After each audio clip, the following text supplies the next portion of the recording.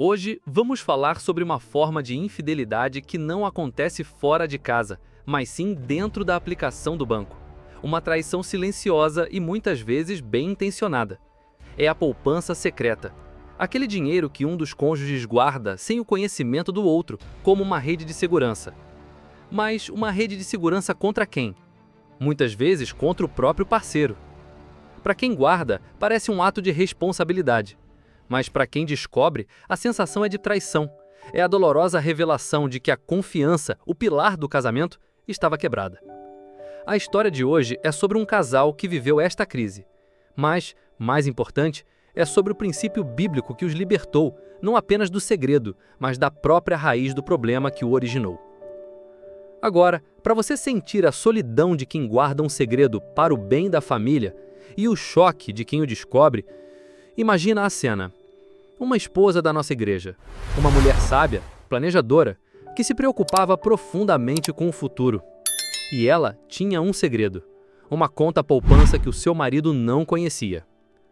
A história dela e do seu marido é um testemunho de como a verdadeira unidade exige uma transparência radical e de como Deus nos chama não a gerir os problemas sozinhos, mas a curá-los juntos.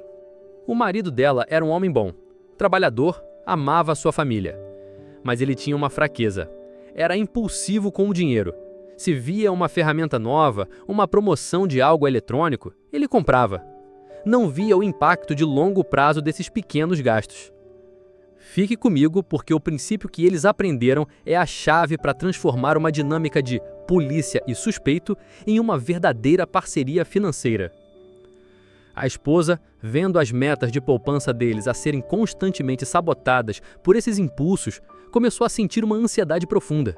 Ela sentia que o futuro deles estava em risco e, movida pelo medo, ela tomou uma decisão secreta. Ela começou a desviar pequenas quantias de dinheiro todos os meses. É para o nosso futuro, ela dizia a si mesma. É para nos proteger da falta de disciplina dele. A sua intenção era boa, mas o método era o engano. A descoberta aconteceu por acaso. O marido precisou de um documento dela para o imposto de renda, e ao procurar nos ficheiros do computador, viu um extrato de uma conta que não reconhecia. E lá estava o saldo. E os depósitos mensais secretos. O chão dele abriu-se. A primeira reação dele não foi pensar no dinheiro, foi na mentira. Você tem uma conta secreta. Há quanto tempo? Por que não confia em mim? A dor da traição foi muito maior do que a surpresa da poupança. A discussão que se seguiu foi explosiva. Eu precisei de o fazer, ela gritou, em lágrimas. Se dependesse de ti, nunca teríamos nada guardado. A verdade dolorosa de ambos foi exposta. A irresponsabilidade dele, a desconfiança dela. Eles estavam num impasse terrível. O segredo dela era um sintoma do problema dele. Mas o segredo em si tinha se tornado um problema ainda maior, que quebrou a confiança. Eles levaram seu casamento quebrado ao seu pastor, que lhes apresentou um princípio que exigiria uma mudança radical de ambos. O princípio da submissão mútua de Efésios 5:21. O pastor explicou: vocês estão agindo como dois indivíduos a partilhar uma casa, não como uma só carne. O problema não é a conta secreta. O problema é que vocês estão agindo em independência, não em submissão um ao outro no temor de Deus. E esta foi a revelação. Para a esposa, o pastor disse: a sua poupança secreta, mesmo bem intencionada, foi um ato de independência. Você não submeteu o seu medo à sua parceria. Você agiu sozinha. E para o marido, o seu gasto impulsivo também é um ato de independência. Você não submete os seus desejos ao bem-estar e à paz da sua esposa. Você age sozinho. O objetivo, disse o pastor, era voltar ao plano original de Deus, descrito em Gênesis 2:25. Serem financeiramente nus e sem vergonha, um diante do outro, sem segredos, sem medo, com total transparência. Com esse princípio como o seu novo alvo, eles começaram o difícil trabalho de reconstrução. O primeiro passo foi o arrependimento e o perdão. Ele confessou a sua falta de disciplina e a ansiedade que causava. Ela confessou o seu segredo e a sua falta de confiança, e eles perdoaram-se mutuamente.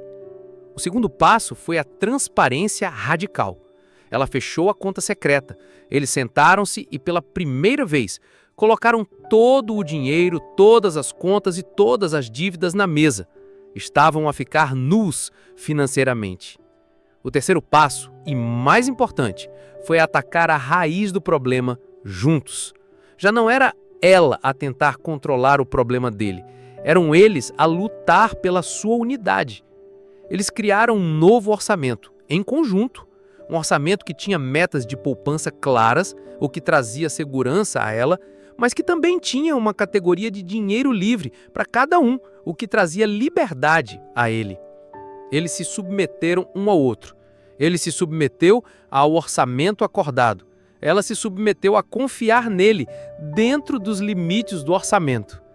A cura foi um processo, mas a cada reunião de orçamento que eles tinham, a cada decisão que tomavam juntos, a confiança era reconstruída.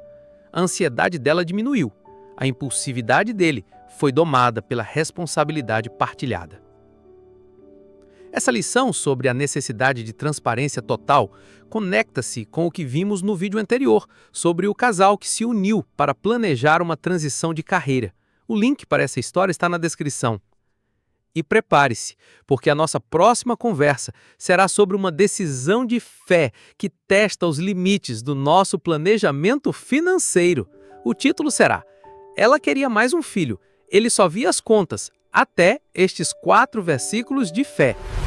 Será uma história sobre como um casal lida com o desejo de aumentar a família quando as finanças estão apertadas e sobre como as promessas de Deus podem trazer paz e direção a esta decisão tão importante.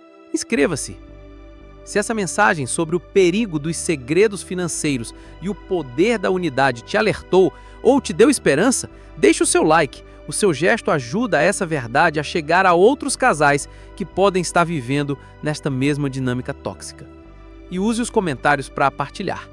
Na sua opinião, o que é pior? O descontrole financeiro ou o segredo financeiro?